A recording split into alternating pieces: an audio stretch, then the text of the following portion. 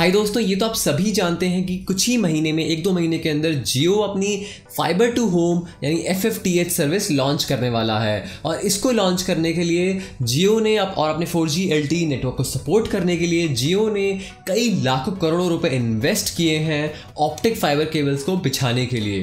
पर ये optic fibre cables होते क्या हैं और ऑप्टिक फाइबर केबल्स की जगह कॉपर वायर्स क्यों नहीं बिछा दिए?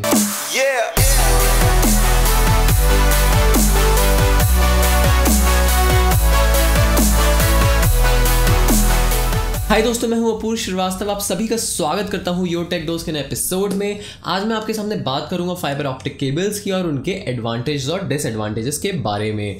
तो दोस्तों, सबसे पहले मैं आपको ये बताना चाहता हूँ कि मान लीजिए आप अगर कोई facebook.com खोलते हैं या कोई वेबसाइट से आप कोई फाइल हिप्पो से आप कोई फाइल डाउनलोड करते हैं, तो आप बेसिकली उनके सर्वर को एक्सेस कर रहे हैं। वो सर्वर सिंगापुर जैसी जगह में हो सकता है या USA में भी हो सकता है।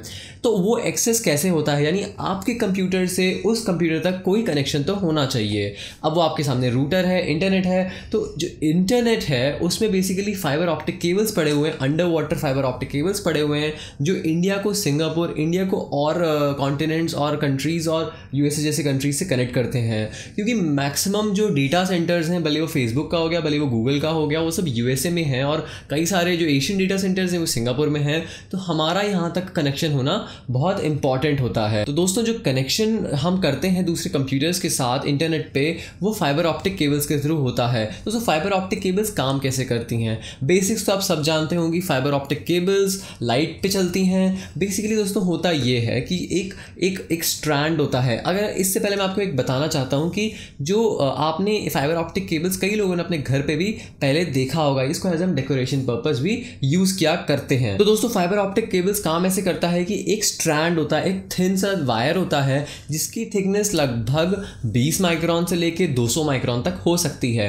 अगर आपको माइक्रोन नहीं पता है तो उसका पर्सपेक्टिव देने के लिए मैं आपको बताता हूँ। जो इंसान का बाल होता है, ह्यूमन हेयर, उसकी जो थिकनेस, उसका जो डायमीटर होता है वो लगभग 80 से 100 माइक्रोन के बराबर होता है। तो दोस्तों, होता ये है कि जो स्ट्रैंड होता है, यहाँ पे एक डिवाइस लगा होता है जो इलेक्ट्रिकल सिग्नल्स को लाइट पल्सेस में कन्वर्ट करता है। बेसिकली मान लीजिए इधर से 0101 अगर डेटा ट्रांसमिट करनी है तो वो 0101 डेटा लाइट के फॉर्म में कन्वर्ट होंगे एक डिवाइस से। वो डिवाइस लाइट पल्सेस को उस ऑप्टिक फाइबर के थ्रू पास करेगा। यहाँ पे रिसीविंग एंड पे एक और डिवाइस होगा जो उस लाइट पल्सेस को उस इलेक्ट्रिकल इंपल्स में कन्वर्ट करेगा। फिर वो इलेक्ट्रिकल इंपल्स उस कंप्यूटर में जा पाएंगे। तो बेसिकली डेटा यहाँ से यहाँ ट्रांसफर हो गया। डेटा दोस्तों तो कुछ नहीं होता है, 0101 बाइनरी कोड्स होते हैं जिनको आपको ट्रांसमिट करना होता है। तो दोस्तों, बेसिकली जो ऑप्टिक फाइबर्स होते हैं वो ग्लास के वायर होते हैं और उससे हम लाइट ट्रांसमिट करते हैं। अब एक नॉर्मल सा डाउट आता है मन में, अगर वो ग्लास के वायर होते हैं और एक तरह से हम लाइट शाइन कर रहे हैं तो वो लाइट बीच में चली क्यों नहीं जाती है? जैसे मान लीजिए कांच का पीस है, आप लाइट ऐसे शाइन करते हैं, वो लाइट ऐसे जाके कुछ तो इधर जाती है पर कुछ बाहर चली जाती है।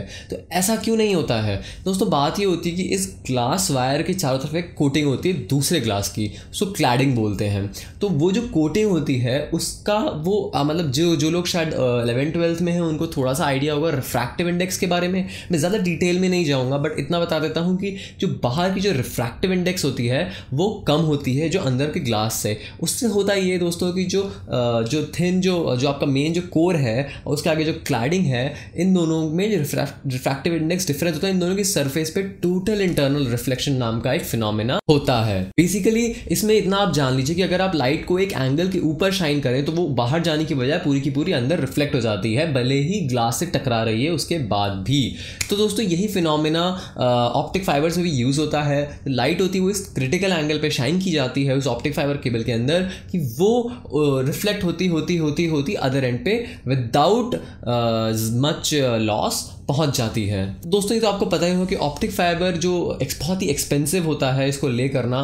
पर दोस्तों, अगर आप सोचते होंगे कि हम कॉपर वायर्स ही क्यों ले नहीं कर सकते हैं, और कॉपर वायर सस्ते भी होते हैं। कॉपर वायर्स ना ले करने के बहुत सारे रीजंस हैं।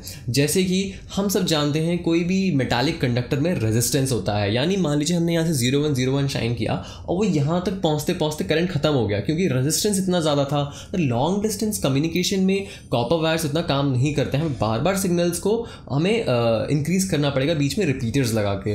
तो इसीलिए हम ऑप्टिक फाइबर्स यूज़ करते हैं। प्लस एक ऑप्टिक फाइबर लगभग 50,000 टेलीफोन कॉल्स ले सकता है और बहुत सारी टीबीज़ ऑफ डेटा वो ट्रांसफ़र कर सकता है। कॉपर वायर में इतनी बैंडविड्थ अवेलेबल नहीं होती है, तो ऑप्टिक फाइबर कम स्पेस लेके कम रेजिस्टेंस में ज़्यादा बैंडविड्थ ऑफर कर सकता है। एक और रीज़न है दोस्तों कि अगर आपके पास, आपको पता होगा इलेक्ट्रोमैग्नेटिक इंटरफेरेंस के बारे में, कई बार क्या होता है फ़ोन रखा होता है, आपका कंप्यूटर आपका फ़ोन में से आपकी फ़ोन में से मान लीजिए कॉल आती है, तो जो कंप्यूटर उसमें चूं चूं आवाज़ होनी शुरू हो जाती है दोस्तों। वो जो होता है उसको बोलते हैं इलेक्ट्रोमैग्नेटिक इंटरफेरेंस, और वो एक कॉपर वायर के साथ भी हो सकता है, पर वो ऑप्टिक फाइबर केबल्स के साथ नहीं होगा क्योंकि ऑप्टिक फाइबर केबल एक इंसुलेटर है।